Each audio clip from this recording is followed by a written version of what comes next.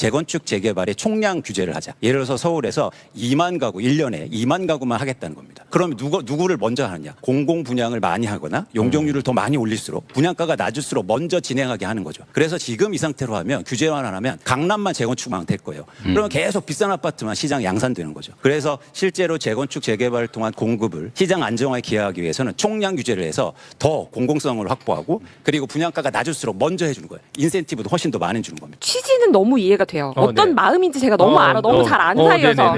그런데 강북과 노원구가 지금 규제 이후에 부작용으로 집값이 제일 많이 올랐거든요. 여기를 재건축을 먼저 해주잖아요. 서울의 싼 아파트는 사라집니다. 강북 노원은 재건축을 빠르게 해주고 강남은 못하게 하면 강남은 어떤 일이 생기겠어요? 신규 아파트가 없겠죠. 네. 그러면 더 이상 공급이 없는데 그 동네가 가격이 내려갈까요? 재건축을 하면 공급을 하면 재건축하면 집값이 안정되지 않는다고 했잖아요. 오른다고 하셨어. 근데 왜 재건축을 해서 공급이 증가하지 않으면 왜 또 집값이 오른다는 얘기를 하고 있습니까? 우리는 어떤 아파트가 필요하냐면 사람들이 살 수 있는 아파트가 필요한 거예요. 맞아. 내가 감당할 수 있는 가격의 아파트. 내가 구매할 수 있는. 공급이 부족한 문제가 아니고 그게 어떤 집이건. 내가 살 수 없는 집이 지금 양산되고 있다고요. 재건축을 통해서. 그러면 재건축은 해야 됩니다. 재건축을 통해서 공급하는 건 맞아요. 근데 우리는 재건축을 통해서 어떤 아파트를 만들어낼 건가가 중요하잖아요. 그렇기 위해서 제가 이 총량제를 제안한 거예요. 먼저 첫 대목은요. 대출 구조조정에 대한 이야기입니다. 매불쇼에서 많이 했던 내용인데 그렇죠. 신규 대출자만 규제하고 있어요. 지금 신규로 집을 사는 사람들한테 대출 규제하고 있다고. 네. 이거는 공정하지 않다. 이미 대출을 받아가지고 집 산 사람들은 집값도 많이 오른 상태잖아. 그렇죠. 근데 그것마저도 또 연장을 해준다는 거. 이거 불공정하다라는 이야기를 제안을 하는데요. 그 부분 영상으로 보겠습니다. 대출 구조 조정을 해야 됩니다. 지금 대출 규제가 이루어지면 전부 다 신규 대출자에 대해서만 규제하거든요. 예를 들어서 LTV, DTI, DSR 모두 다입니다. 그런데 기대출자에 대해서도 똑같이 적용돼야 됩니다. 그게 공정한 거죠. 왜 무주택자나 아니면 청년들만 규제를 받느냐 이거죠. 기존에는 대출 많이 받아서 집 산 사람들은 집값이 엄청나게 올라 있는데 그 사람들에 대한 대출 규제는 없습니다. 그래서 그런 공정한 대출 구조 조정이 이루어진다고 보고 있고요. 네. 근데 요거를 또 이제 오해하는 분들이 되게 많더라고. 댓글 같은 데 보면. 네. 그러면 지금 이제 믿고 대출해갖고 집 살고 있는데 갑자기 그럼 대출 다 끊어가지고 그럼 난 집엔 뭐 밖에 나왔냐? 뭐 난리 난다. 아비규환이다. 뭐 이런 얘기 하던데 그런 건 아니고. 그렇죠? 그렇죠. 그러니까 제한적으로 어떤 과정이냐면 그래서 만기가 온 대출. 그리고 대출 받았다가 대환이라든가 이렇게 변화할 때 당연히 신규 대출 규제가 적용돼야 된다고 전 보는 거예요. 근데 그냥 관행적으로 어떻게 했냐면 처음에 대출 받을 때 조건을 예를 들어서 만기 연장을 할 때나 아니면 대환할 때나 똑같이 유지해야 되거든요. 그렇기 때문에 이건 문제가 있다. 공정하지 않다는 거예요. 불공정이죠. 왜 이런 문제가 생기냐면 지금 우리나라의 가계대출의 가장 문제는 총량이 너무 많아요. 그래서 추가적으로 대출할 여력이 없단 말이에요. 여력도 없고. 그러면 어떻게 합니까? 총량을 유지하면서 필요한 사람들한테 대출을 해줘야 될 거 아니에요. 그렇죠. 네. 그러면 기대출자가 갚고 필요한 사람들이 대출 받으면 총량은 늘지 않고 공정해지고. 그렇습니다. 그런데 이 문제를 한 번도 얘기한 사람이 없었어요. 없었어. 그리고 또 하나 어떤 도전을 받냐면 전 세계에서 없대요.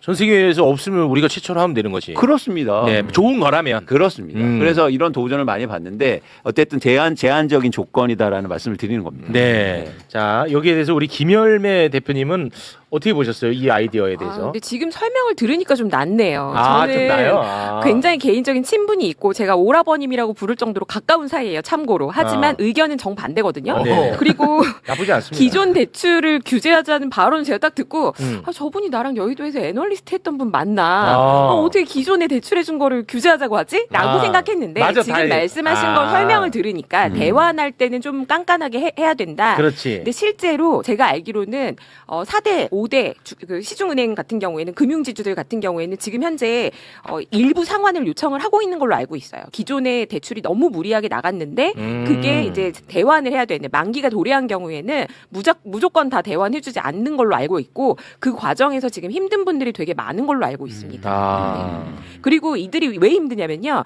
집값이 많이 오른 건 안 힘들어요. 많이 올랐기 때문에 집값 대비해서는 별 문제가 없어요. 대환이 그래도 좀 되는 편인데 덜 오른 지역 정말 집값 상승을 기대하지 않고 샀고 그래서 내 정말 영끌 다해서 나는 평생 거주하겠다고 산 사람도 대출을 추가로 받거나 대환하는 게 어려워진 거는 생활 압박이거든요. 그래서 저는 이거를 일괄적으로 기존 대출도 다 규제하자 이러면 얘기가 너무 힘들어진다고 생각합니다. 오, 일리가 또 있네. 아, 집값이 안 오른 경우는 이게 좀 골치 아플 수가 더 있네. 힘듭니다. 네. 이거는 어떻습니까? 뭐 예외는 있을 수 있죠. 그런데 원칙은 이렇게 정해야 된다고 전 보고 있어요. 당연히. 네. 그러니까 원칙이 있어야 예외가 있는 거잖아요. 근데 우리나라 지금 대출의 관행은 예외만 있어요. 원칙은 없고. 원칙은 없고. 원칙은 누구한테만 가혹하냐면 무주택자와 신규 대출자한테만 가혹하단 그거는 말이에요. 가혹해. 완전 원칙 때문에. 그런데 예를 들어서 기대출자한테는 원칙은 없고 예외만 계속 방만하게 운영돼 있어요. 그 이유가 있습니다. 그건 은행권을 중심으로 해서 돈을 벌려고 하기 때문에 훨씬 쉽기 때문이에요. 기존의 대출자한테 유지해 주는 게. 네. 이 관행을 깨야 된다. 근데 제가 이런 말을 하면 가장 반발하는 거가 바로 은행권이요. 그런 거 없다. 네. 근데 이거를 이제 바꿔보자는 거죠. 알겠습니다. 말씀드리는 순간 한문도 교수님을 박수로 모시겠습니다. 네. 안녕하세요. 반갑습니다. 어제 너무 재밌었어요. 교수님. 그랬어요? 아, 네. 네. 오늘도 좀 잘 부탁드리겠습니다. 별 요즘 그 말씀을. 부동산 정책의 시즌이 와가지고 굉장히 바쁘신가 봐요. 살짝 바쁩니다. 아, 그렇습니까? 네. 왜요? 왜 이렇게 또 그윽한 눈으로 또 보시나? 아니, 어제 너무 좋아가지고. 아, 그러셨구나. 그 여운이 남아있습니다. 네. 아, 네. 저희가 잠깐 어제 다루지 못한 부분, 이광수 소장이 현장에서 제안했던 부분 지금 좀 다루고 있으니까요. 아, 네네네. 이거 조금 해도 될까요? 눈치가 좀 보여서요. 왜요? 왜 눈치가 보이시죠? 아니, 이제 한 명은 초대받고 한 명은 초대 못 받아가지고, 네, 조금. 저는 그런 생각 별로 아, 없어요. 없어요? 네. 능력이 좋으면 초대받고. 아이고, 또 능력은 삐뚤어지셨네. 맞아. 또 이러신다. 잘못 얘기했네요. 스탠스를 바꾸겠습니다. 다시. 오늘도 빠르게 전화하나. 네, 고맙습니다. 그냥 축하드립니다. 네, 아프는하네요. 예, 좋습니다. 훈훈합니다. 네. 자, 그러면 두 번째 가보겠습니다. 두 번째는 집을 보유했다가 팔 때 내가 산 가격보다 판 가격이 집값이 많이 올랐을 경우 네. 그 많이 오른 가격에 대해서는 양도세를 내야 될 거 아니야. 그렇죠. 그런데 그 양도세에 대해서 너무 감면을 많이 해주는 거야. 그러니까 내가 이 집 살았다가 저 집 더 큰 집 가서 또 돈 뻥튀기 해갖고 또 양도세 감면 받고 또 이사 가고 또 감면 받고 또 이사 감면 받고 계속 이거 이제 막아야 된다. 그래서 딱 한 사람한테는 한 번만 기회 줘야 된다. 양도세 감면에 대해서는 그 얘기를 합니다. 그거 한번 보겠습니다. 저희가 양도세 감면을 해주는데 1가구 1주택자에 대해서 생애 1회로 제한해야 됩니다. 누구는 이사를 엄청나게 다니면서 그 비과세를 계속 받고 있어요. 그런데 이거를 생애 1회로 제한함으로써 과연 합리적인 선택을 하고 내가 처음에 집을 살 때부터 나는 이 집을 오래 살 건가 이걸 고민하게 해야 됩니다. 그래서 양도세 감면을 생애 1회로 제한하자 이걸 제안드립니다. 나는 이거는 뭘 제가 잘 모르지만 상당히 합리적이라고 느꼈거든. 왜냐하면 특히나 그 똘똘한 집안채 알죠? 네. 그거 계속 그게 뭐야? 돈 벌어도 또 감면해 주니까 또 갈아타기. 한채로. 그러니까 부동산 과열. 근데 이렇게 한다? 갈아타기 안 할 것 같은데? 나 이거 좋은 것 같은데? 그렇죠. 중요한 건 뭐냐면 이거 심지어 양도 차익이 12억 미만이잖아요. 그럼 비과세예요. 안 내요? 안 내요. 아니 내가 이 집으로 돈 번 게 12억까지는 비과세야? 돈을 안 내요. 12억 비과세입니다. 그러면 제가 그러니까 예를 들어서 내가 5억을 벌었어요. 그러면 바로 또 이사 가는 거예요. 그리고 또 6억 벌어. 또 이사가 이게 엄청나게 계속 되는 거예요. 계속 반복되는 거예요. 12억은 너무 심한 거 12억은 아니야? 돈을 감면한 게 아니라 아니 그러니까요. 12억 이하 주택. 제가 무슨 죄송합니다. 이게 좀 기준이 아니 제가 잘 외국인도 아니고 와, 나는 이거는 너무 심한 것 같은데 12억은. 그러니까 주택. 그러니까 주택 그래서 가액이 12억. 주택 가격이 네. 차액이 10억 아니라. 번 게 아니라 아이씨 그러니까 맞지? 10억 벌면 세금 내죠. 네. 그치? 그치? 그 얘기하니까 뭐 딴소리 하시더니 아이씨 생뚱 맞으시오. 방금 그 얘기하신 거 같아요. 그치? 그러니까 12억 가를 계속 갈아타면서 돈을 번단 말이에요. 그치? 죄송합니다. 네. 아니, 이광수가 지금 잘못된 겁니다. 네. 왜 또 황수현이 뭘 잘못했어요? 그대가 그러니까 잘못했지. 그래서 저는 이걸 생애 1회로 제한하자. 생애 한 번에 일에. 했을 때. 어떻게 보십니까 이 의견은? 제가 이렇게 하나하나 반박만 하면 아, 이광수 좋아요. 의원님 팬클럽에 와가지고 제가 본진을 잘못 아니야. 선택하고 와서 죄송한데 제 이광수 헛소리하는 것 같은데. 욕 많이 먹습니다. 네. 네, 저는 생애 1회는 좀 무리라고 보고요. 이게 오히려 부작용이 크다. 왜냐? 와우. 안 그래도 지금 서울 아파트 살려고 전국에서 몰려오고 있는 게 문제인데 생애 1회로 제한한다고 하면 모든 사람들이 생애 최초로 서울 아파트만 살려고 할 거 아닙니까? 단독주택 빌라를 누가 살려고 해요? 주거 사다리라는 거는 형편에 맞는 집을 사서 꾸준히 올라가다가 돈을 벌어서 내가 여력이 될 때 이동할 수 있는 거여야 되는데 그냥 한 번에 제일 좋은 거를 최선을 다하려고 하는 게 과연 좋은 효과만 부를 것이냐. 요게 이이고요. 근데 이제 한 가지는 동의하는 거는 이걸 너무 비과세를 많이 해주고 있는 거는 맞아요. 저도 이건 굉장히 불편하게 생각하고 네. 1주택이라고 양도세 적게 내는 거는 어느 정도 조정은 필요하다. 그래서 어쩌면 구간별로 예를 들어 뭐 지금도 누진세를 내긴 합니다만 감면 조항에 대해서는 뭐 10억 이상, 20억 이상 뭐 이런 거는 거주해도 좀 더 세금을 부과하는 게 맞다. 아. 네, 이렇게 생각합니다. 실거주자를 조금 우대하자는 차원에서 이런 것들을 해왔나 보군요. 그동안에는. 지금까지는 빨리 사고 팔지 말라고 한 번 사면 15년씩 거주하라고 10년 이상 거주하라고 만든 건데 사람들이 이제 요거를 좀 악용하는 것 같다. 10년마다 이사 다니면서 양도 차익을 너무 많이 비과세 수준으로 가져가는 거는 불합리하다. 요거는 저도 동의합니다. 네. 하지만 해결책이 생애 한 번이면 이건 좀 곤란할 것 그건 같다. 곤란하다. 네. 근데 네. 이건 이제 의도가 있는 거예요. 여기에서 처음 말씀드리지만 처음에 제한은 세게 하는 겁니다.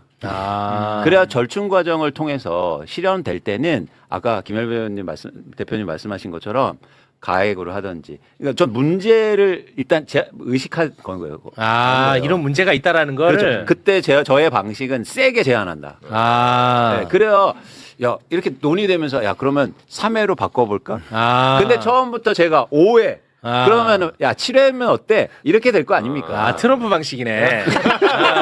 세게 처음에 질르는 거야. 트럼프 제가 방식. 솔직히 말씀드릴게요. 그러니까 이 얘기는 대한민국에서 하는 사람이 별로 없었어요. 맞아. 제가 처음 하는 거니까 일단 제가 세게 해야 거기서부터 논의가 출발되잖아요. 근데 이 덕분에 우리가 알게 된 거는 양도세 감면이 이렇게 많은 줄 몰랐어. 네, 심지어 일가구 주택 때는 비과세라니까. 비과세. 감면이 아니고. 비과세. 세금 아예 안 내는 거예요. 아예 안 내. 네, 세금 깎아주는 게 아니고. 그렇기 때문에 제가 그 깃발을 일단 꽂는 입장에서는 세게 꼽아야 이 안에서 시작되잖아요. 근데 제가 어물쩡하게 꽂으면 그러면 이후에서 시작할 거예요. 그렇지. 그래서 저는 의도가 있는 발언이었다. 근데 그러니까 전적으로 공감. 1회는 너무 심하지 않느냐. 근데 공감하면 안 돼 또. 거기서. 그죠. 싸워야 돼. 그죠.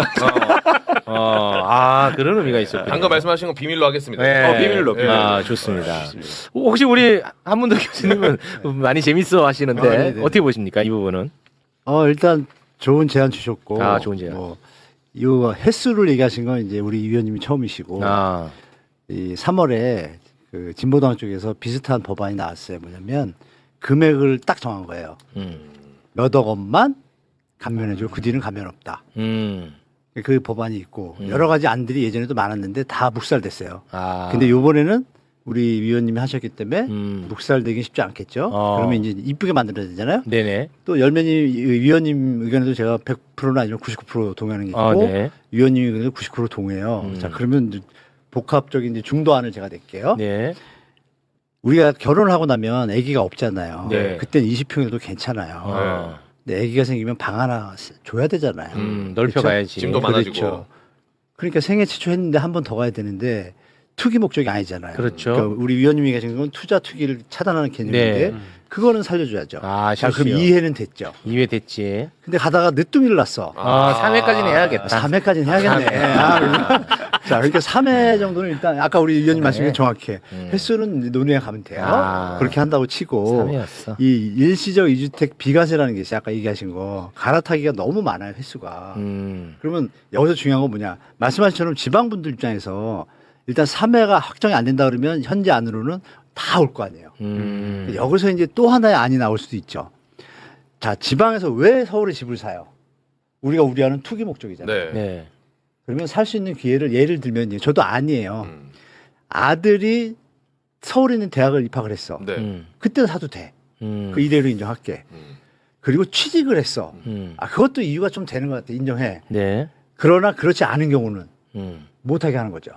교수님 이의 뭐 있습니다. 이렇게 이제 이 있습니다. 그러니까 이의가 아니라 저희가 이렇게 던졌잖아요. 네. 나머지는 우리 매불쇼 시청자분들이 이제 막 제안들이 좋은 게 막 나오거든요. 이제 제안 나오고. 그걸 정리해서 우리 이제 최우 선생님께서 공표하시면 될 것 같아요. 알겠습니다. 그럼 요 정도. 저희가 다뤄야 될 내용이 많으니까 네네, 전 요거는 요 요 정도. 정도에서 정리하겠습니다. 예, 예. 참겠습니다. 가장 핵심은 뭐냐? 양도세 감면 많이 해주니까 너무 이사를 자주 가더라. 요거에 대한 문제의식은 이제 그렇습니다. 다 공유하게 돼버렸습니다. 네, 네. 덕분입니다. 네. 자, 그리고 재건축, 재개발. 이거를 허용을 딱 해주면 결국은 돈 되는 강남에서만 하더라 이거야.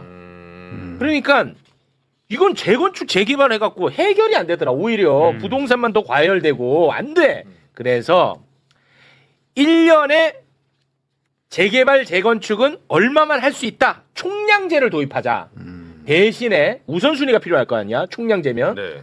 대신에 공익성을 강화하는 쪽에 내어주겠다는 거야.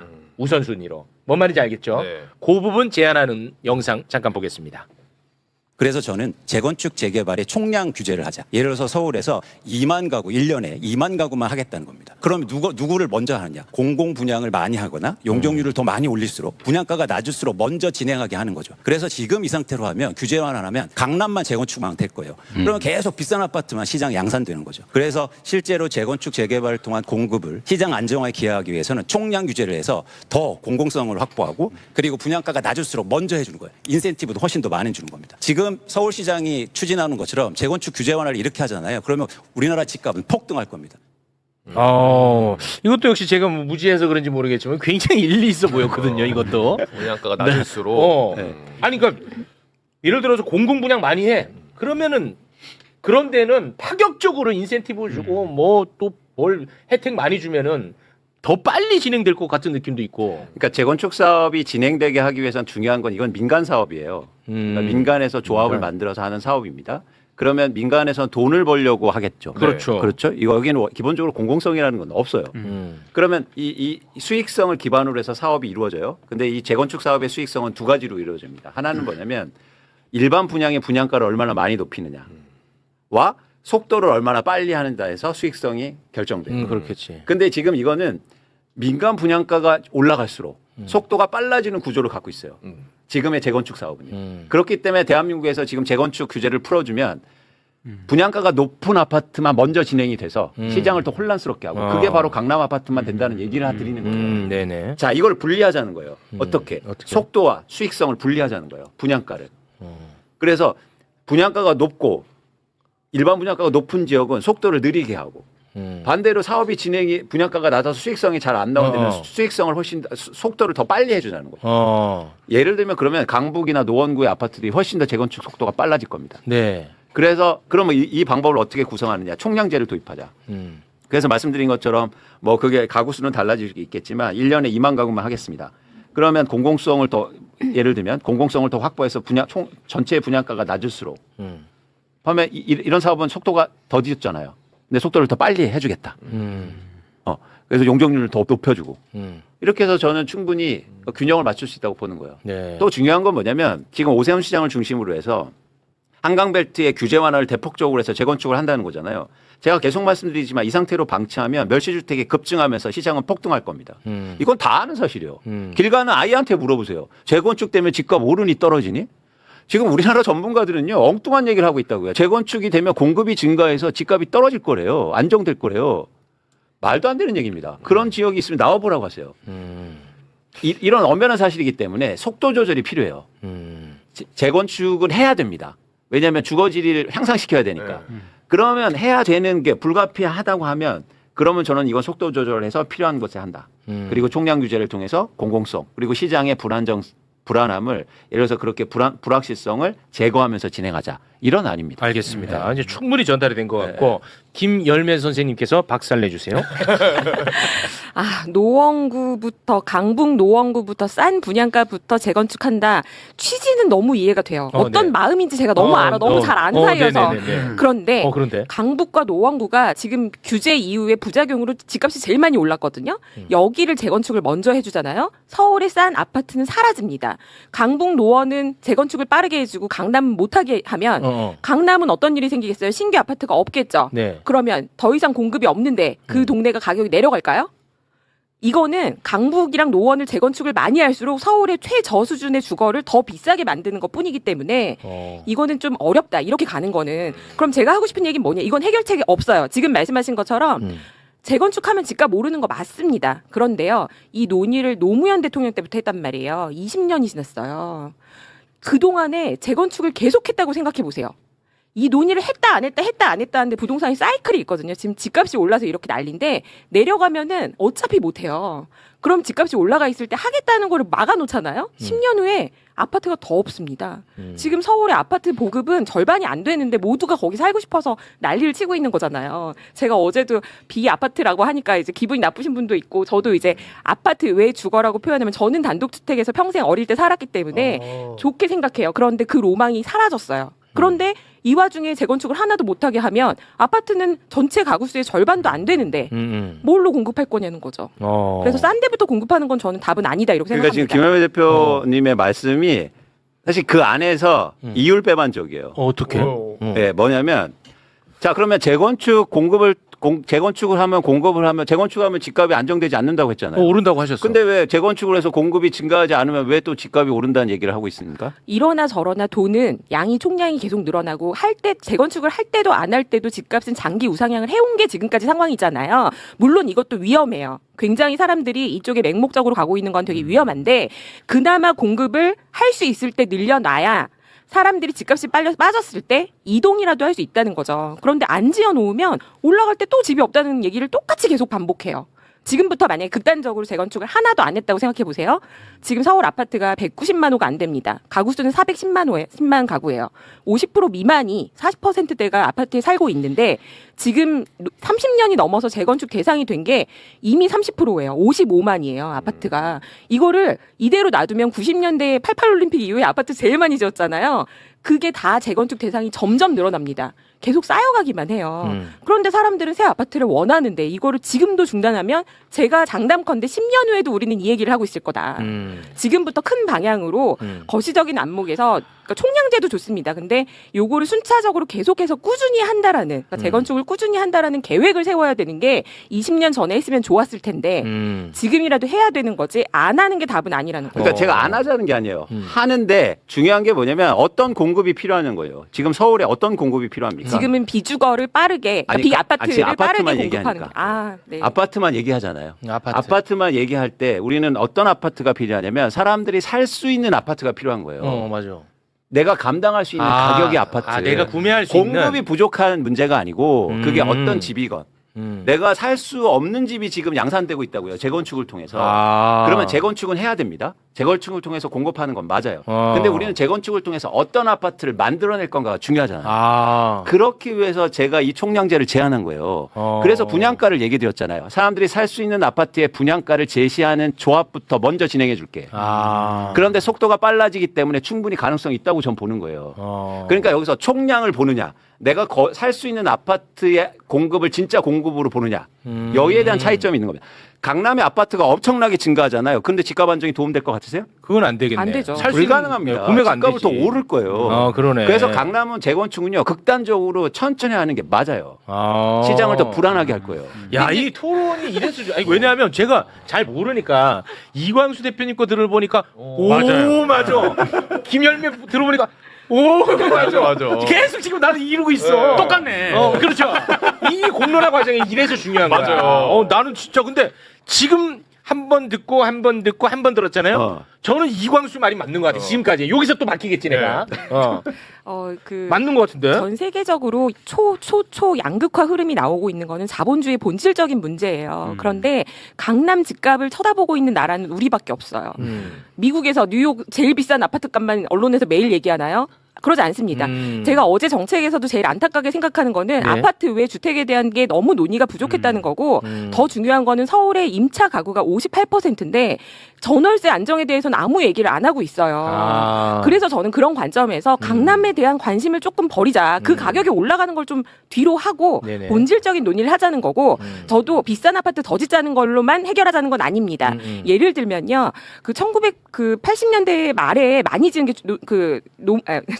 갑자기 말 듣고 있는데 옛날에 주택건설 200만 호 노태우 정부 당시에 빨간 벽돌집들을 많이 지은 낮은 저층 주거지들이 많은 걸 알고 계실 거예요. 그중에 일부가 재건축이 됐고 상당수는 사업성이 없어서 용적률 상향을 못하기 때문에 진행을 잘 못하고 있습니다. 그런 지역들이 서울 안에도 굉장히 많아요. 저는 이런 데는 지금 투기가 별로 없는 지역이에요. 가망이 없다고 생각하니까 이런 데는 정부가 정책적으로 공공성을 높이는 방향으로 충분히 아파트를 지어줄 수 있는 지역이 있다고 생각합니다. 네, 알겠습니다. 저희가 좀 다룰 내용이 많아서 요거는 뭐 이 정도 선에서 야 좋네. 혹시 우리 한문정 교수님 혹시 짧게만 덧붙이시겠습니까? 혹시- 아니면 안 혹시 하면 안 하고 제대로 하려면 하겠습니다.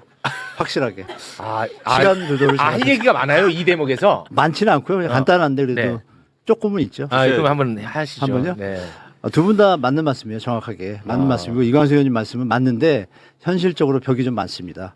이광수 대표님 말씀대로 네, 하려면 네. 벽이 많아. 그러니까 쉽게 말하면 뜻은 되게 좋은데 허들이 많아요. 예를 들면? 거쳐가야 돼요. 그러니까 아까 열매님이 의원님 말씀하신 그 내용들이 그대로 드러나고 네. 두 번째는 이 순환 개발이 기본이에요. 도시기본계획에. 그러니까 오세훈 시장이 뭐 30만 원 한다고 그러는데 그거 하루아침 못 하잖아요. 그러니까 그러니까 의도를 가지고 옛날에는 집값을 올리려면요. 여기 10,000개를 재건축을 허가를 해줘요. 근데 들어갈 집이 없어. 집값 어떻게 돼요? 옆에 뛰죠. 그래서 언젠가부터 한번 허들을 딱 만든 게 여기 10,000개가 입주할 때쯤에 여기 10,000개를 헐어줘요. 그게 순환 개발이에요. 맞춰서 최소한. 네네. 그게 기본이에요. 서울시에. 그러니까 우리 위원님 말씀도 좋고 이거 정확한 팩트고 그런데 네. 그러면 결론은 순환 개발에 맞춰서 가야 되잖아요. 그럼 제가 안을 드리면 이거예요. 이광수 의원님 말씀대로 그러니까 못하게 하는 건 하지 말고 해야 되니까 하는 건 놔둬요. 그냥 하든지 말든지 놔두는데 시장에 맡겨놓고 위원님 의견처럼 좋은 안처럼 어느 단지가 우리는 공공분양가 좀 이렇게 공익적으로 할 테니 인센티브를 좀 많이 줘라. 그럼 그거 먼저 해주면 되죠. 추가로. 1+1로. 그럼 두 개가 다 가잖아요. 이건 왜 안 못하게 되는 하지 거예요? 말고. 아니 이거 그러니까 이건 아니에요. 그러니까 이거는 왜 안 되는 거예요? 듣고 보니 또 맞거든. 이거는 왜 안 돼? 이거는 제가 생각하기에 뭐 네. 교수님이 그냥 반대한다는 맞는 거 것 아니고 같은데? 이건 뭐냐면 내가 조합원 입장에서 선택이 그럼 두 가지가 생기잖아요. 조합원 입장에서 선택이 어떻게 두 가지야? 그러니까 하나는 민간으로 그냥 나 원래대로 하는 거. 아니면 나 공공으로 갈래. 여기 우리 신청해 보자. 그러면 어떻게 되냐면 합의점이 안 이루어져요. 조합원들끼리? 선택사항이 그렇죠. 그렇지 않아요. 왜냐면 수익성이 있는 데는 그냥 가고 수익성이 없는 데들은 자체적으로 갈 수 있는 힘이 없기 때문에 공공의 지금 힘을 빌리면 속도가 나요. 그러니까 갈라지거든. 그러니까 수익성이 좀 덜 나는데. 그러니까 교수님 그 수익성이라는 관점은 개인별로 다 다른 겁니다.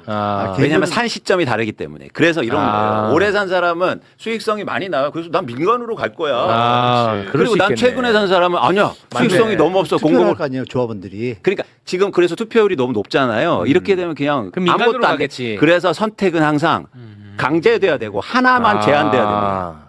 그래야 변화를 만들 수 이거 있어요. 위험한데. 아니 항상 부동산 정책은요. 우리가 후폭풍을 생각해야 돼요. 그냥 가면 터져요 일이 뒤에서. 지금 양도세 중과 유예 종류에서 전월세 난이 났잖아요. 매물잠금 때문에. 임대사업자 혜택을 해가지고 좋은데 매물잠금 나서 집값이 또 폭탄하잖아요. 이걸 생각하면 뜻은 좋으나 결과가 약간의 왜곡 시장이 벌어지는 걸 예측하고 대비해야 된다. 그걸 지금 저는 말씀드린 거죠. 근데 전 반대 의견입니다. 어떤 의견이냐면 이런 의지가 없었기 때문에 진짜 개혁이 이루어지지 않았어요. 계속 민원에 쫓아다니고 현실의 벽을 못 넘었어요. 그래서 예외 조항이 생겼고 그래서 많은 선택지가 주어지니까 사람들이 심층의 구멍을 찾아내서 제대로 변화를 못 만들었어요. 그게 과거의 정부와 지금까지 정부의 가장 큰 모순입니다. 한 번도 제대로 된 개혁이 없었어요. 계속 현실의 벽을 못 넘었거든요. 어제도 토론회에 갔더니 참여한 사람 중에서 40%가 업자들이에요. 업자들을 제가 비난하는 게 비난하는 게 아닙니다. 아니에요. 자기 이익이 걸려 있으니까. 이익을 위해서 얘기하는 거예요. 그럴 수밖에 없지. 민원을 얘기하고 개혁이라는 거 그렇게 하면 안 돼요. 알겠습니다. 와, 나 너무 좋다. 이 토론이.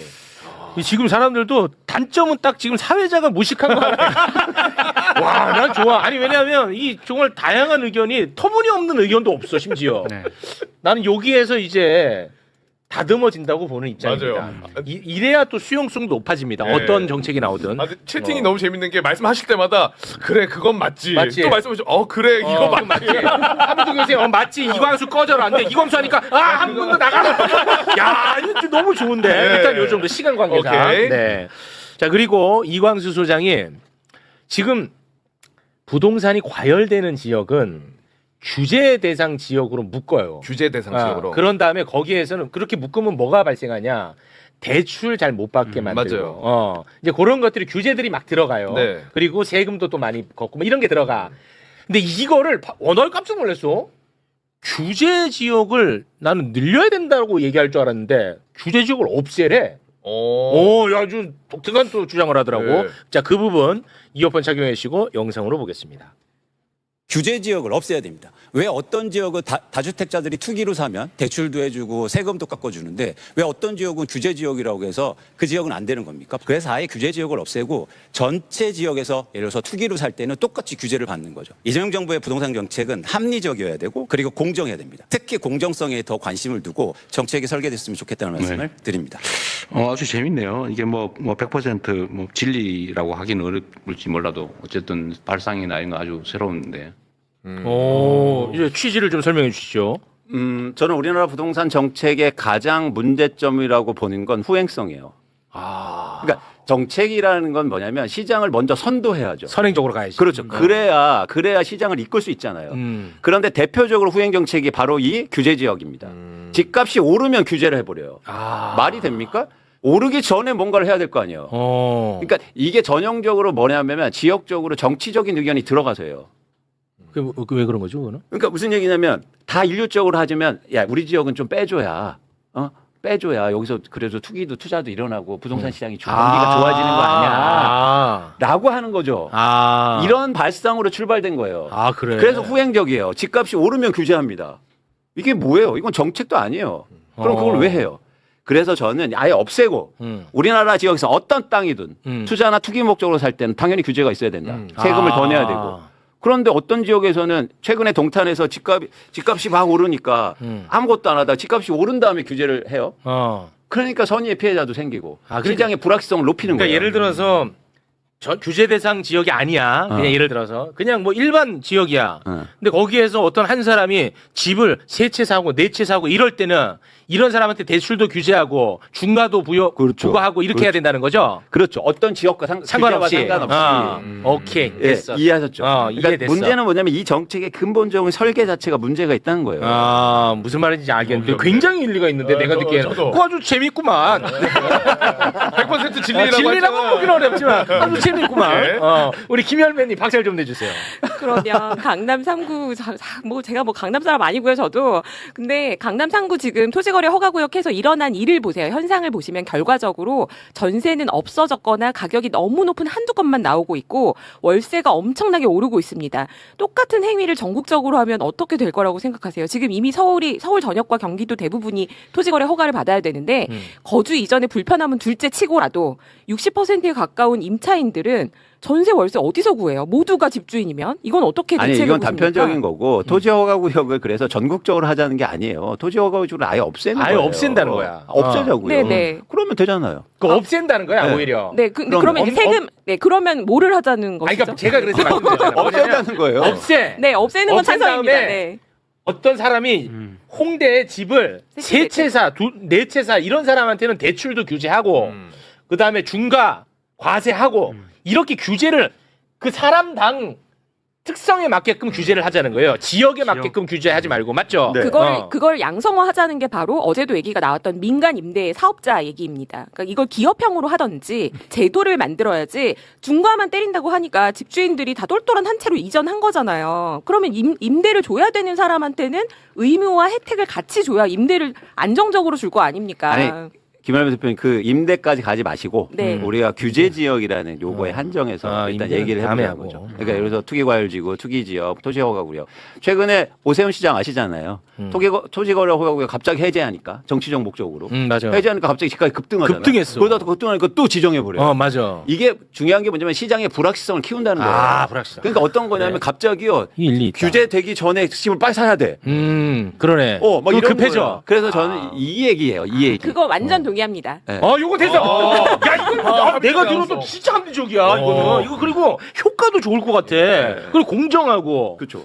이 그 LTV 그거 말하는 거죠. 막 대출도 규제. 그것도 마찬가지로 다 되는 규제가 거예요. 많아. 이게 지역으로 묶여버리면 규제가 많거든. 그리고 뭐 그 실거주 해야 되고 뭐 이런 것들이 있어. 근데 그런 거를 진짜 그냥 사람에 따라서 제한을 하자는 거야.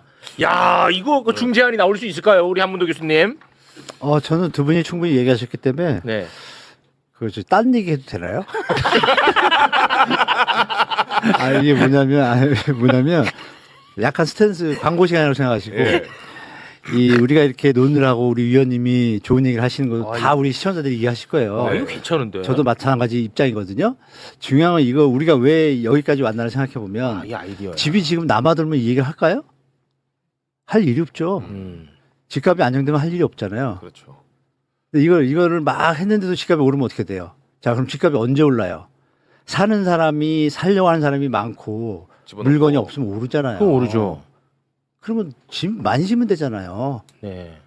근데 집 많이 안 짓고 백날 얘기해봤자 또 분양가 상한제 하시려나 보다 또. 그렇죠. 진짜 분양가 상한제. 아니 분양가 상한제를 하는 게 중요한 게 아니라 공급을 많이 하면서 그게 팩트잖아요. 그러니까 우리가 좋은 안들은 지금 공급이 늦어지다 보니까 이렇게 여러 가지 안들이 나오는 건데 핵심은 저는 키는 그거라고 어제도 말씀드렸잖아요. 근데 그렇게 말씀하시면 또 이광수 소장님이 또 이렇게 얘기할 아니죠. 거야. 현재 상태에서는 강남에 백날 내가 못 사는 거 공급해봐라.